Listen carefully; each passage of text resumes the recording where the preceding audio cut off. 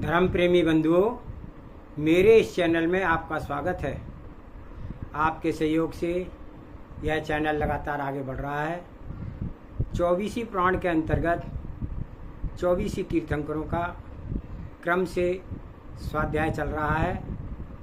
आज के स्वाध्याय में 20वें तीर्थंकर श्री मुनिशुक्रनाथ भगवान का स्वाध्याय करेंगे। इससे सर्वप्रथम मंगलाचरण करते हैं।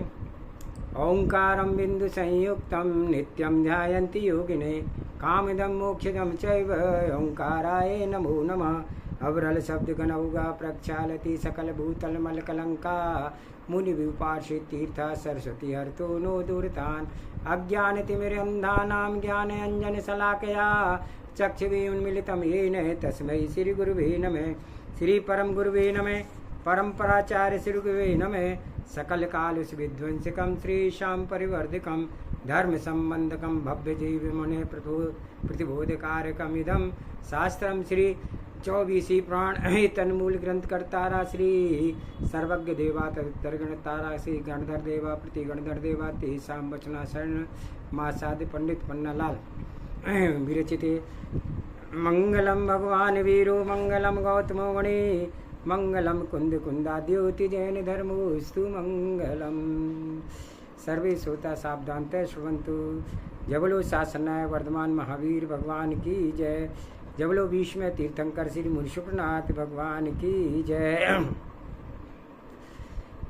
अबोध कालो रगे मूढ़ दृष्टं हृदि बुध गारुणं रत्नबध्य जगत कृपा कोमल दृष्टिपाते प्रभु प्रसाद्यन मुनि सुब्रतो नहा।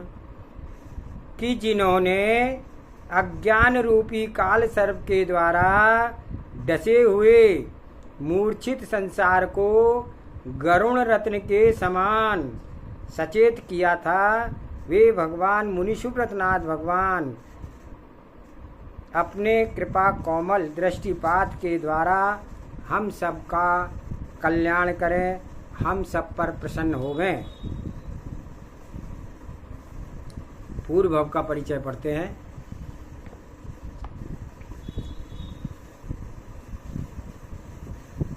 जम्बूद्वीप के भरत क्षेत्र के अनंग देश में चंपापुर नाम का नगर था।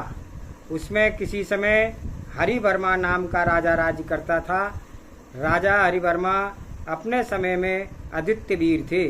उन्होंने अपने बाहुबल से समस्त शत्रुओं की आंखों में शर्म से नीची कर दी थी। एक दिन चंपापुर के किसी उद्यान में अनंतवीर नामक मुनिराज पधारे। उनके पुण्य प्रताप से वन में एक साथ 6 ऋतुओं के फल शोभा देने लगे। विरोधी प्राणियों ने परस्पर बैर छोड़ करके आपस में मैत्री भाव बना लिया। तभी जब वनमाली ने आकर के राजा हरिवर्मा को मुनि अनंतवीर के शुभागम का समाचार दिया, तब वे बहुत प्रसन्न हुए। भव्य पुरुषों को वीतराग साधुओं का समागम से जो खुश सुख प्राप्त होता है, वह अन्य पदार्थों के समागम से नहीं मिलता। आभरण आदि लेकर के उन्होंने वनमाली को विदा किया और स्वयं अपने परिवार के साथ पूजन की सामग्री लेकर के मुनिराज अनंतवीर की वंदना के लिए चले गए। वन में बहुत पहुंचने पर राजा हरिवर्मा ने छत्र चमर आदि राजाओं के चिन्ह चूर सूर दूर से ही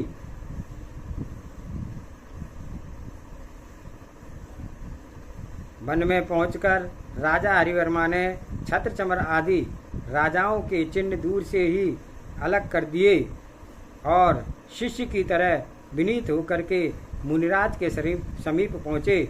अष्टांग नमस्कार कर हरिवर्मा मुनिराज के समीप ही जमीन पर बैठ गए। अनंतवीर ने धर्म वृद्धि कहते हुए राजा को नमस्कार को प्रत्युत्तर दिया और शाद्यस्ति महाराज शादस्ति शान्यास्ति इति 7 भंगों को लेकर के जीव अजीव आदि तत्वों का स्पष्ट विवेचन किया। मुनिराज के व्याख्यान से राजा हरिवर्मा को आत्मबोध हो गया। उन्होंने उसी समय अपनी आत्मा को पर पदार्थों से भिन्न अनुभव किया और राग द्वेष से दूर होकर के आत्मा को विशुद्ध बनाने की दृढ़ निश्चय कर लिया। घर आकर के उन्होंने अपने ज्येष्ठ पुत्र को राज दिया और फिर वन में जाकर के अनेक राजाओं के साथ उन्हीं अनंत वीर मुनिराज के पास दिन दीक्षा धारण कर ली। गुरु के पास रह करके उन्होंने 11 अंगों का ज्ञान प्राप्त किया तथा दर्शन विशुद्धि आदि 16 भावनाओं का चिंतन कर तीर्थंकर प्रकृति का बंध किया। इसी तरह बहुत दिन तक कठिन तपस्या करके आयु के अंत में संलेखना विधि से शरीर त्याग करके जिससे वे 14वें प्राणथ स्वर्ग में इंद्र हुए। वहाँ पर उनकी 20 सागर की आयु थी। शुक्ल लेश्या थी। 3.5 हाथ ऊंचा शरीर था। उनके 20 पक्ष के बाद श्वासोच्छ्वास हुआ करता था और 20,000 वर्ष के बाद आहार की इच्छा होती थी। इस तरह उन्होंने सज्जात अवधि ज्ञान से 5वें नरक तक की बातों को जान लेने की शक्ति प्राप्त कर ली थी। उनके हजारों सुंदर स्त्रियां थी, पर उनके साथ कायिक प्रविचार नहीं होता था। कसायों की मान्यता होने के कारण से मानसिक संकल्प मात्र से ही उनकी दंपतियों की कामेच्छा शांत हो जाती थी। यही इंद्र आगे चल के भगवान मुनिशुप्रनाथ होंगे। सो उनका वर्तमान परिचय सुनिए। इसी भरत क्षेत्र के मगध बिहार प्रांत के में राजगृह नाम का एक नगर है। उसमें हरिवंश शिरोमणि सुमित्र नाम का राजा राज्य करता था। उनकी स्त्री का नाम पद्मा था। दोनों ने दंपति सुख शांति से समय व्यतीत कर रहे थे। पहले उन्होंने किसी बात की चिंता नहीं थी, पर जैसे जैसे पद्मा की अवस्था व्यतीत हो गई और उन्होंने कोई संतान प्राप्त नहीं हुई, तब उन्होंने संतान के अभाव में निरंतर खटकने लगा। राजा सुमित्र समझदार पुरुष थे, संसार की स्थिति को अच्छी तरह जानते थे, इसलिए अपने आप को बहुत समझाते रहते थे। उन्होंने संतान के अभाव में विशेष कटु नहीं मालूम होता था, पर पद्मा का हृदय कई बार समझाने पर भी पुत्र के अभाव में शांत नहीं होता था। एक दिन जब उनकी नज़र एक गर्भवती कीड़ारत हंसनी पर पड़ी, तब वह अत्यंत व्याकुल हो उठी और अपने आप की निंदा करती हुई आंसू बहाने लगी। तब उसकी सखियों के द्वारा राजा सुमित्र को उसके दुख का पता चला। तब वे शीघ्र ही अंतःपुर में आए और तरह तरह के मीठे शब्दों से रानी को समझाने लगे। उन्होंने कहा कि जो कार्य सर्वथा देव के द्वारा साध्य है, उसमें मनुष्य का पुरुषार्थ क्या कर सकता है। इसलिए दैव साध वस्तु की प्राप्ति के लिए चिंता करना व्यर्थ है। इस प्रकार रानी को समझा करके सुमित महाराज राजसभा की ओर चले गए और रानी पद्मा भी क्षण भर के लिए हृदय का दुख भूल करके कार्यरत हो गई। एक दिन महाराज सुमित्र राजसभा में बैठे हुए थे कि इतने में इंद्र की आज्ञा पाकर के अनेक देवियां आकाश से उतरती हुई राजसभा में आई और जय जय शब्द करने लगी। राजा ने उनके सबके बहुत सत्कार किया और उन्हें योग आसनों पर बिठाया और फिर उसने आने का कारण पूछा। राजा के वचन सुनकर के श्री देवी ने कहा, महाराज, आज से 15 माह के बाद आपकी पटरानी पद्मा के गर्भ में भगवान मुनिशुप्रनाथ का जन्म होगा। इसलिए हम सब इंद्र की आज्ञा से पाकर के मुनिशुप्रनाथ की माता की शुश्रूषा करने के लिए आए हुए हैं। इधर देवियों और राजा के बीच यह बात संवाद चल रहा था। उधर आकाश से अनेक रत्नों की वर्षा होने लगी। रत्नों की वर्षा देख करके देवियों ने कहा, महाराज, ये सब उसी पुण्य मूर्ति बालक के अभ्युदय को बतला रहे हैं। देवियों के वचन सुनकर के राजा बहुत ही प्रसन्न हुए। राजा की आज्ञा पाकर के देवी अंतःपुर चली गई और वहां रानी शोभा की सेवा करने लगी। 6 मास के बाद श्रावण शुक्ला द्वितीया के दिन रात्रि के पिछले पहर में 16 सपने देखे। उसी समय उक्त इंद्र ने प्राणथ स्वर्ग से चय करके रानी पद्मा के गर्भ में प्रवेश किया। दोनों ने गर्भ कल्याण का उत्सव किया और राज दंपति का खूब सत्कार किया। जब धीरे धीरे दिन पूरे हो गए तब रानी सोमसेन ने वैशाख कृष्ण दशमी के दिन श्रावण नक्षत्र में पुत्र को उत्पन्न किया। देवों ने आकर के उनका अभिषेक किया। मुनिशुव्रत नाम रखा और बालक मुनिशुव्रत का राजभवन में योग रीति से लालन पालन हुआ। क्रम से जब उन्होंने युवावस्था में पदार्पण किया तब राजा सुमित ने योग कुलीन कन्याओं के साथ उनका विवाह किया। युवा सुमित मुनिशुव्रत मनोनुकूल पत्नियों के साथ तरह तरह के कौतुक करते हुए मदन देव की आराधना करने लगे। श्री मल्लीनाथ तीर्थंकर के मोक्ष जाने के बाद 54 लाख वर्ष बीत जाने पर भगवान मुनिशुव्रत हुए। उनकी आयु भी इसी अंतराल से युक्त थी। 30,000 वर्ष की उनकी आयु थी। 20 धनुष का ऊंचा शरीर था और रंग मोर के गले के समान तरह नीला था। जब कुमार काल के 7,500 वर्ष बीत गए तब उन्हें राज सिंहासन प्राप्त हुआ।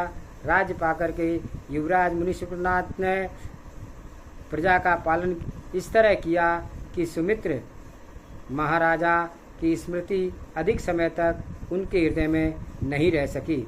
इस प्रकार सुखपूर्वक राज्य करते हुए जब उन्हें 15,000 वर्ष बीत गए तब वे एक दिन मेघों की गर्जना सुनकर के उनके प्रधान हाथी ने खाना पीना छोड़ दिया।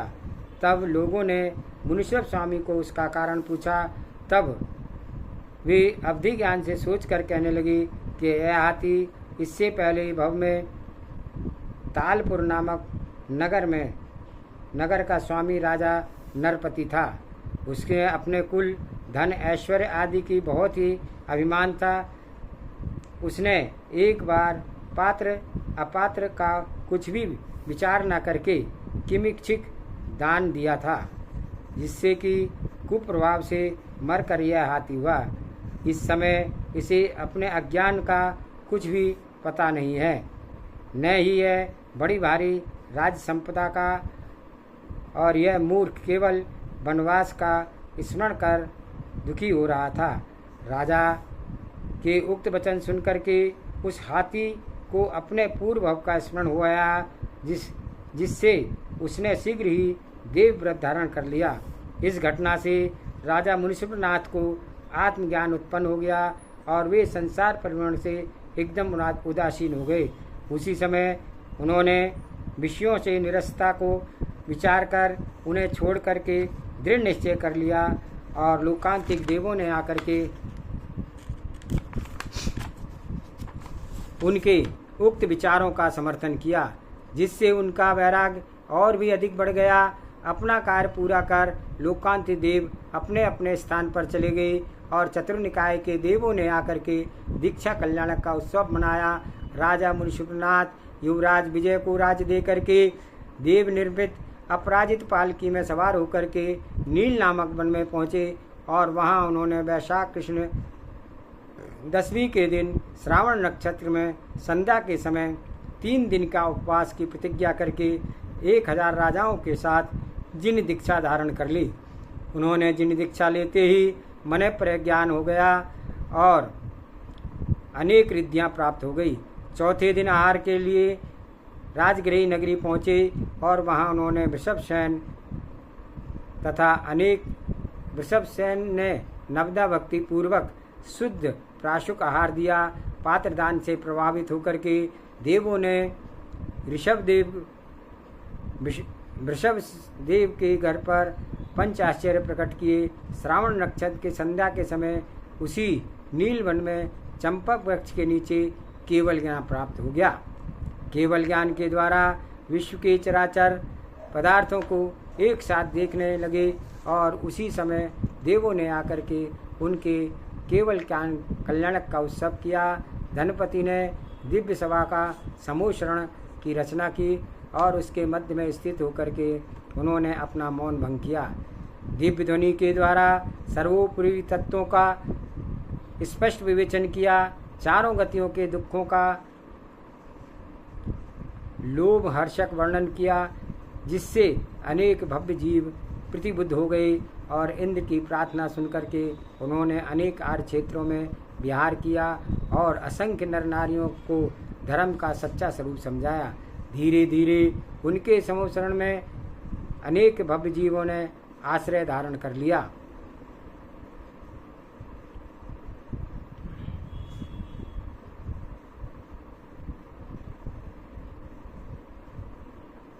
भगवान मुनिषुप्रनाथ ने दीक्षा प्राप्त करने के बाद 11 महीने तक तप किया था और वैशाख कृष्ण नवमी के दिन उनको जो है केवल ज्ञान की प्राप्ति हुई थी। आचार्य गुणभद्र ने लिखा है कि उनके समूहरण में मल्ली आदि 18 गणधर थे, 500 द्वादशांग के जानकार थे, 21,000 शिक्षक थे, 1,800 अवधि ज्ञानी मुनि थे, 1,500 मन प्रज्ञानी मुनि थे, 1,800 केवल ज्ञानी मुनि थे और 2,200 विक्रिया रिद्धिधारी धारक थे और 1,200 वादी मुनि थे। इस तरह सब मिलाकर के 30,000 मुनि थे। उनके सिवा पुष्पदत्ता आदि 50,000 आर्ज्ञाएँ थी और 1,00,000 श्रावक थे और 3,00,000 श्राविकाएँ थी। असंख्यात देव देवियाँ इनके समूहरण में सदा रहते थे। इन सब के साथ भगवान मुनिषुप्रनाथ ने अनेक आर्य क्षेत्रों में विहार करते थे। निरंतर विहार करते करते जब आयु 1 माह शेष रह गई, तब उन्होंने संवेद शिखर पर पहुँच करके 1,000 राजाओं के साथ प्रतिमा योग धारण किया और शुक्ल ध्यान के द्वारा अघाती चतुष्टय का क्षय करके फागुन कृष्णा द्वादशी के दिन श्रवण नक्षत्र में रात्रि के पिछले भाग में मुक्ति मंदिर में प्रवेश किया। इंद्र आदि ने आकर के उनका निर्वाण कल्याणक मनाया और महान उत्सव किया। भगवान मुनिषुप्रनाथ का चिन्ह कछुआ है। इस प्रकार से हमने भगवान मुनिषुप्रनाथ के जीवन का परिचय पढ़ा, जो हमें यह दर्शाता है कि यह संसार असार है और जब तक हम इन संसार से मोह बंध के रखेंगे तब तक इसी में भ्रमण करते रहेंगे। हम इस भ्रमण को तोड़ना है और अपने आप को जो है मुक्ति महल में पहुंचाना है। इसी भावना के साथ सभी को जय जैन। सभी से अनुरोध, चैनल को लाइक करें, सब्सक्राइब करें, शेयर करें। जावानी के ज्ञान से सूझे लोकालोक, सो वाणी मस्तक नमो सदा देत हूँ धूप। हे जिनवाणी भारती तो जपो दिन रहन, जो तेरा शरणा गए सो पावे सुख चैन। 9 बार नमोकार मंत्र।